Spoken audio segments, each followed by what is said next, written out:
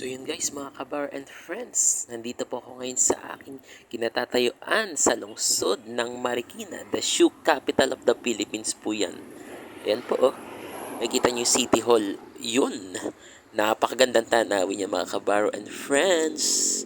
Kumusta na po kayo? Kagagaling ko lang sa trabaho niya. Eto, pasyal-pasyal tayo ngayong araw. Tara, tingnan natin yung iba pang mga lugar na pupuntahan natin dyan. Lapit lang po yan. Ayos ba mga kabaro and friends? Alright.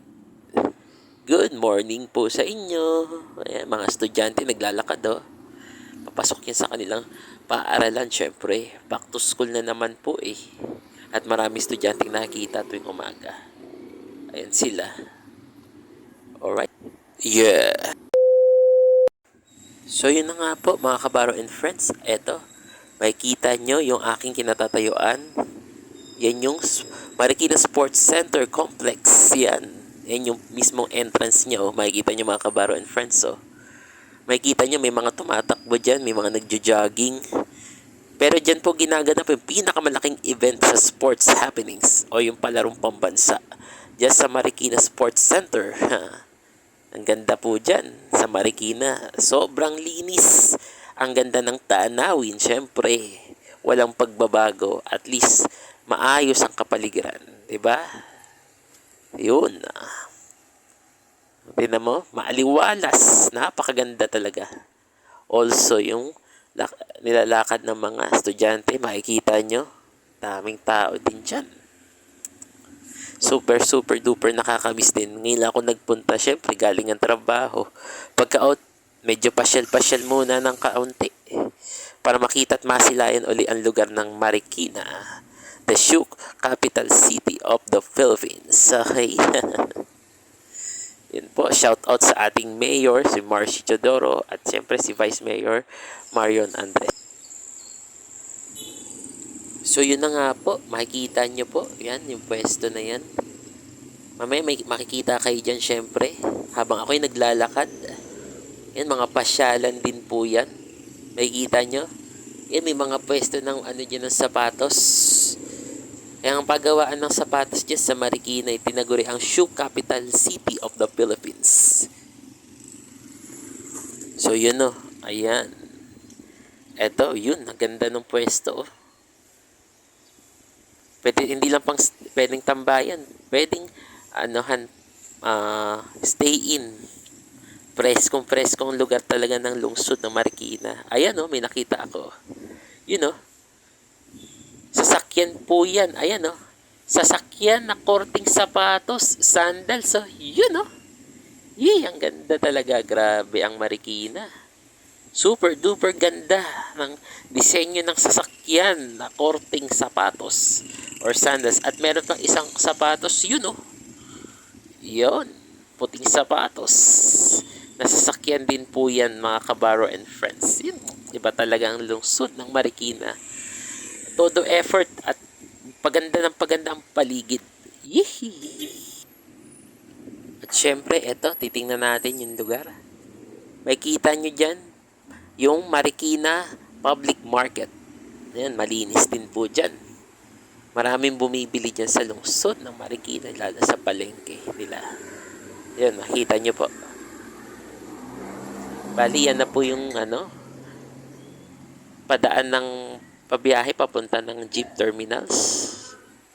Ayan po yan mga kabaro and friends. Ito po yun. Yun. Yan ang Marikina New Public Market. Ayan o. Public Market ng Marikina. Ayan. Nakita nyo yun o. Mga Marikenya at Marikenya na laging bumibili dyan sa Public Market ng Marikina. Yun, so good morning mga kabaro and friends po natin. Welcome po sa aking YouTube channel uli na mga kabaro channel.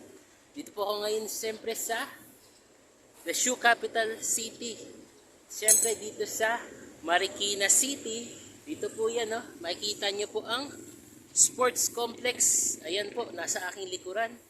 At siyempre mga kabaro and friends, pinasilip ko na po ng konti ang aking video vlog for today. Nakita nyo dito sa kabila, may parang sasakyan na korting sapatos.